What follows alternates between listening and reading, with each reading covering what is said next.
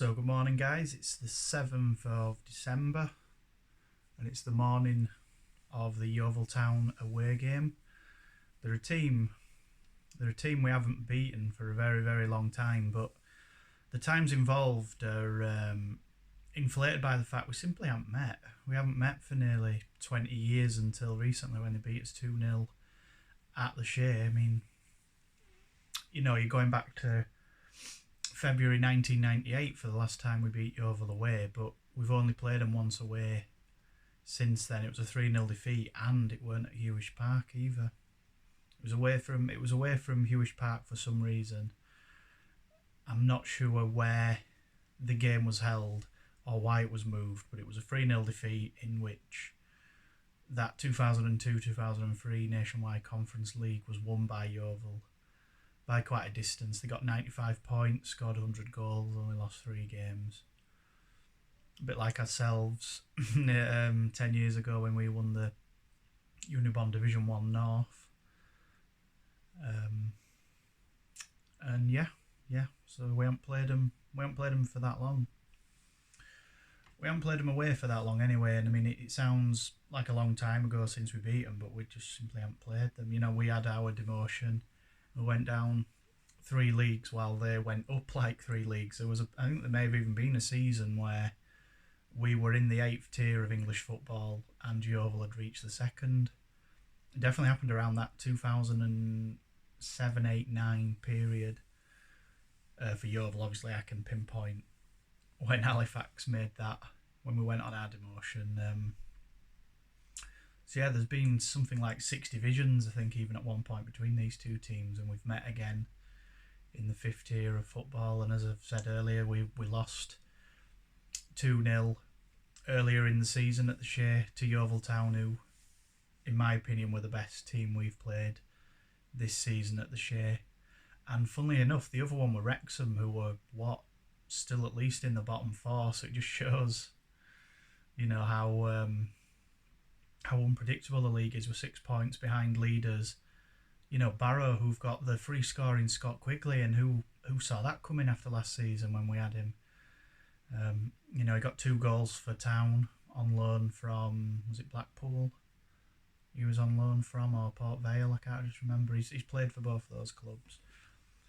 I would believe he'd have, 15 or 16 goals for this season, but if they're set up in a way for him to score, then that's fair enough. Obviously, we all know how we set up under Jamie Fullerton last season, albeit, of course, we got in Devante Rodney and Manny Doku, who managed to do the business up top, but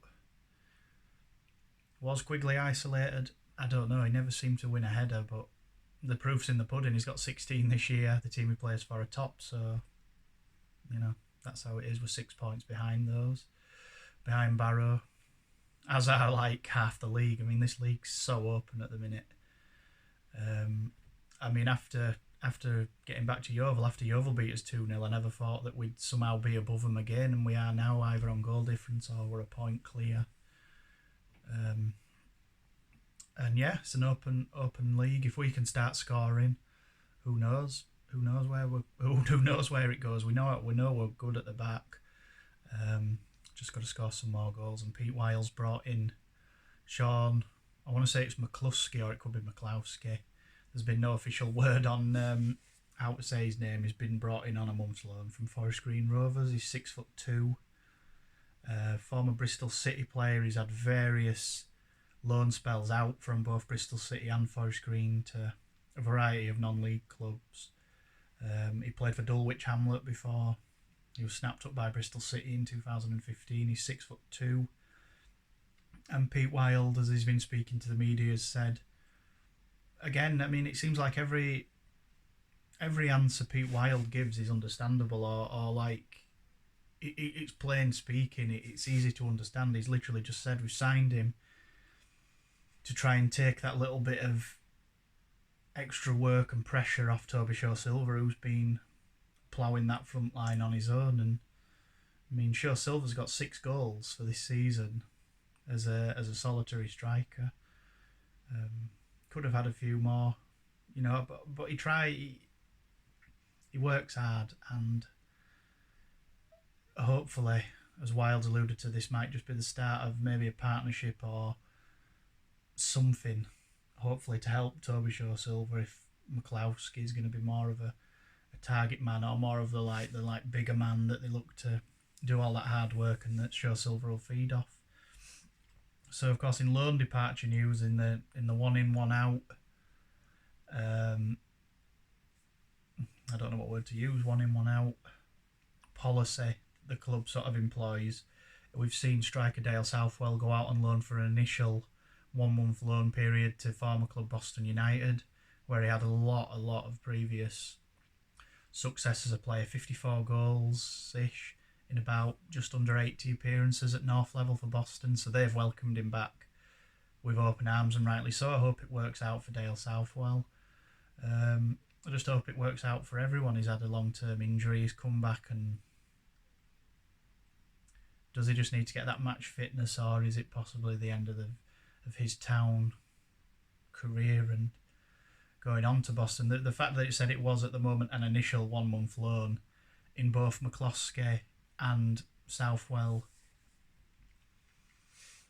camps suggests that either could be kept for longer or may become permanent signings, or it just leaves the door completely open to all different possibilities in terms of both players. So I'm looking forward to seeing what the new guy's going to go do down at Yeovil.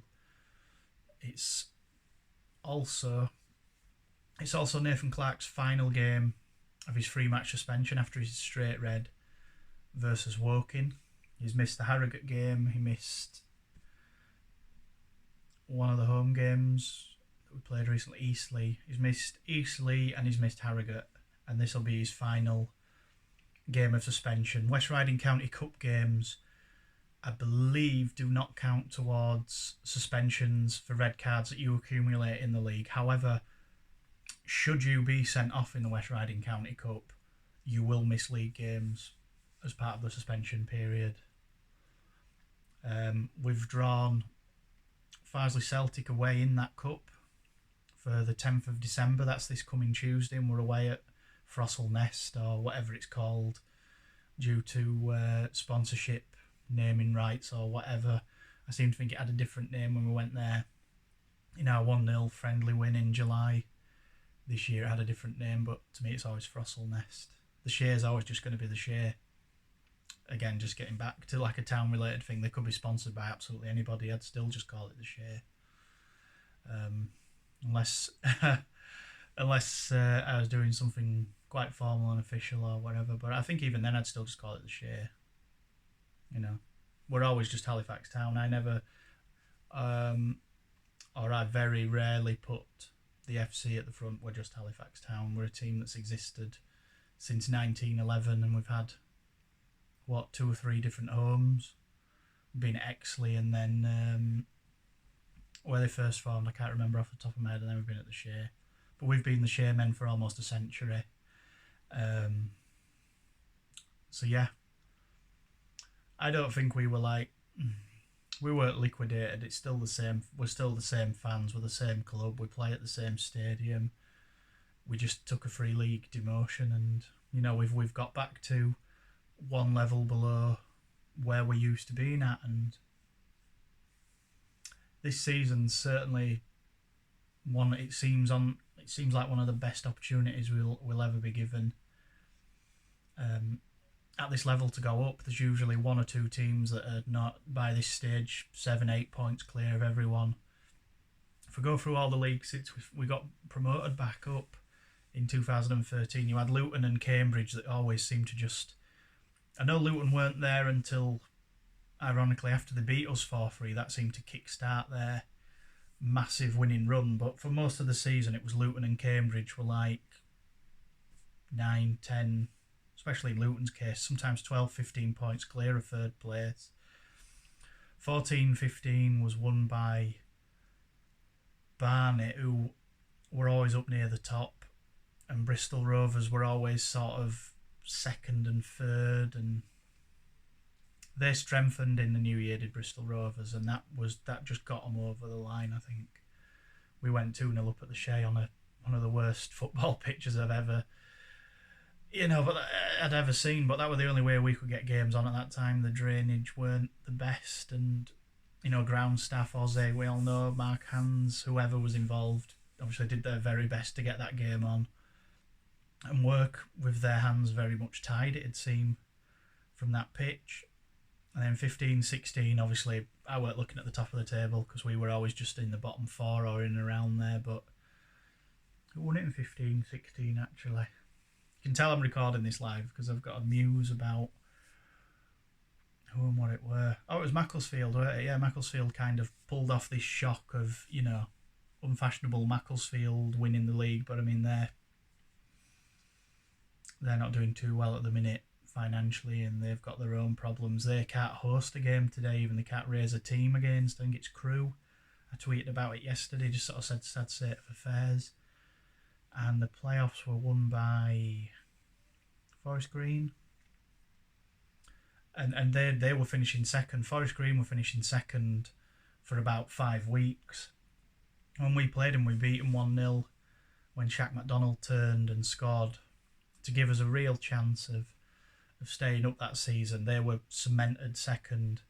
They still played a semi-strong team, but they won it that year. Then there was the year we were out of it, and it was won by Lincoln. And again, Lincoln had that season, 5th round, always top, blah, blah, blah. Who else went up? I can't remember who else went up, because again, now we're just looking at our league and we were in the playoffs of the North. My footballing knowledge around town is always okay, but if town aren't involved, I don't really take an interest in what's going on. I mean, obviously I know like Liverpool or whatever, 9-10 points clear at Premier League because it's constantly just rammed down your throat. What are City doing? How come Leicester are there? What's happening at Arsenal and whatever? I'm not interested, but I'm forced to kind of see this through social media or whatever. People retweeting it, talking about it, whatever. Who went up with Lincoln? I still can't think who it were. Yeah, I'm sure you can tell the cogs are trying to turn here. Who else went up? Because they've gone up through the playoffs. Did someone just come down and go straight back up? Oh no, Macclesfield didn't go up that other year. It was somebody else. 15-16 season wasn't won by Macclesfield. They just finished mid-table. It was Cheltenham. Cheltenham just went down and came straight back up.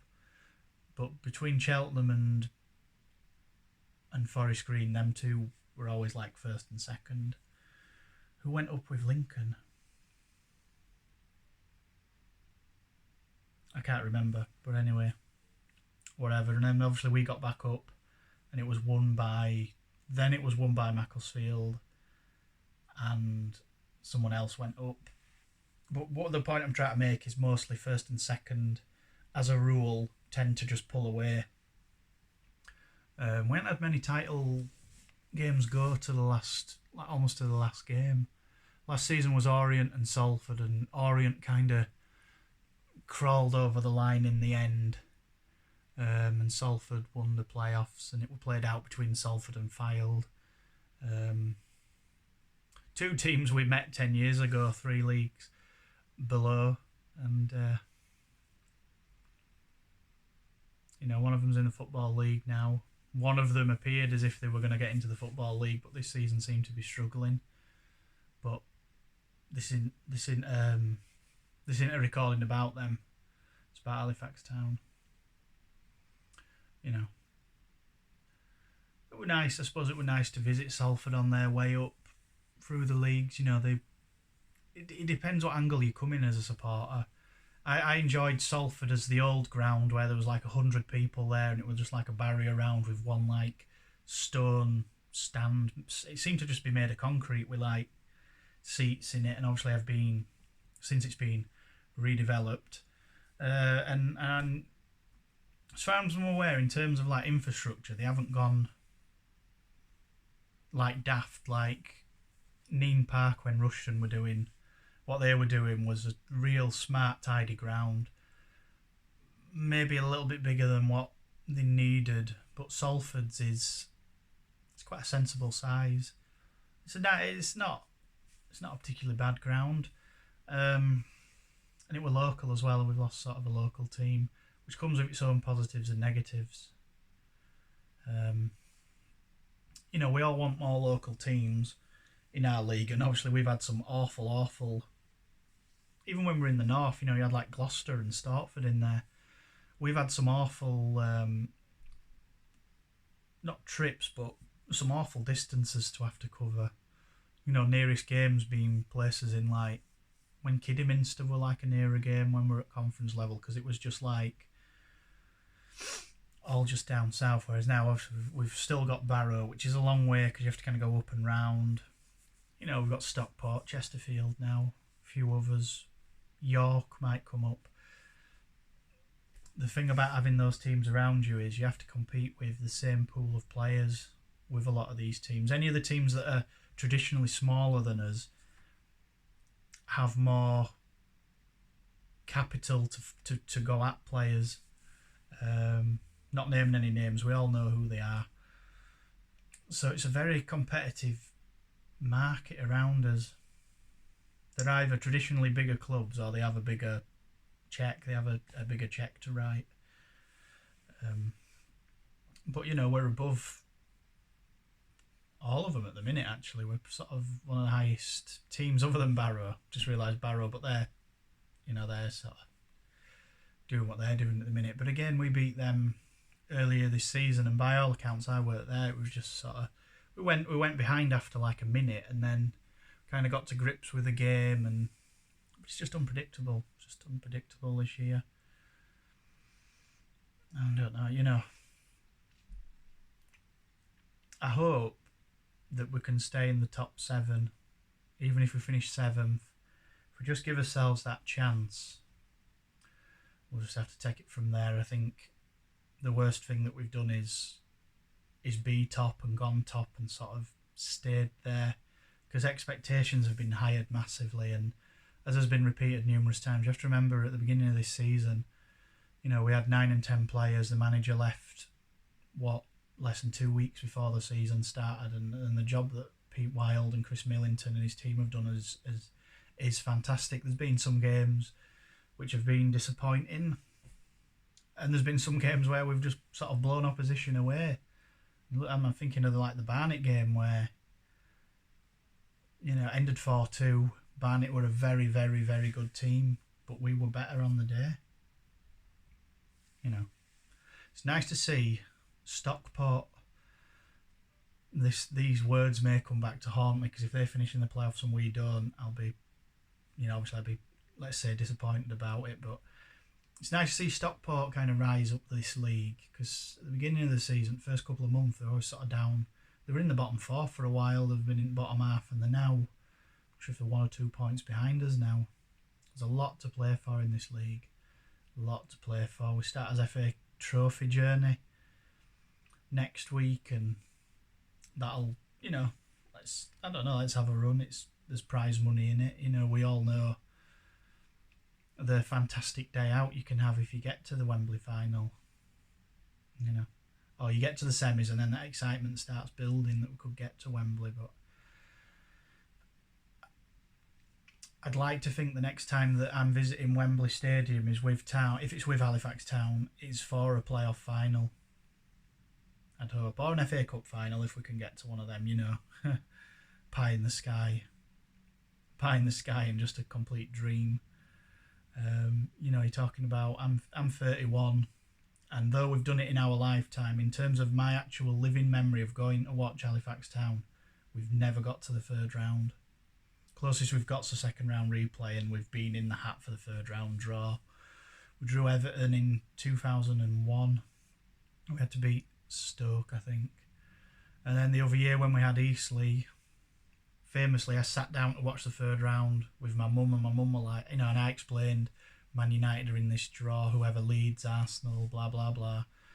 And she says, that's great. She said, what's the worst draw you could get? And I said, it'd be some like lower end championship team where they're going to beat us pretty easy, and they'd be like, they'll get about 4,000 or 5,000 fans, and we'll take like nearly 1,000 down. I said somebody like Brentford, for instance.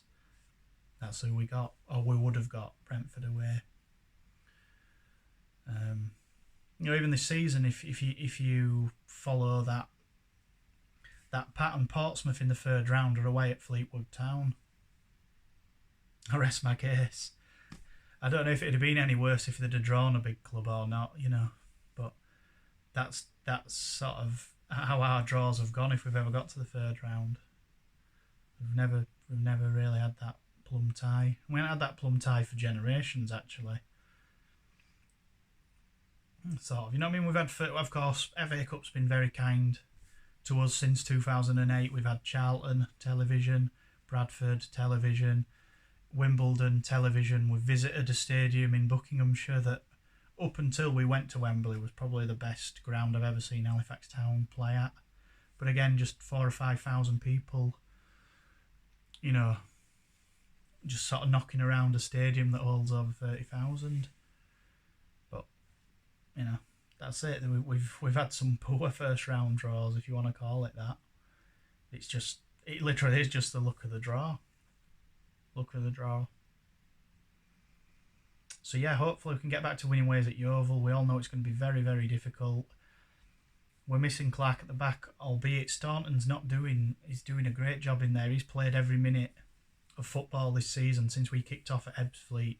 He's played every minute, as has Michael Duckworth, Sam Johnson, and I've got a feeling there's one more. It may have just been Clark until he got sent off.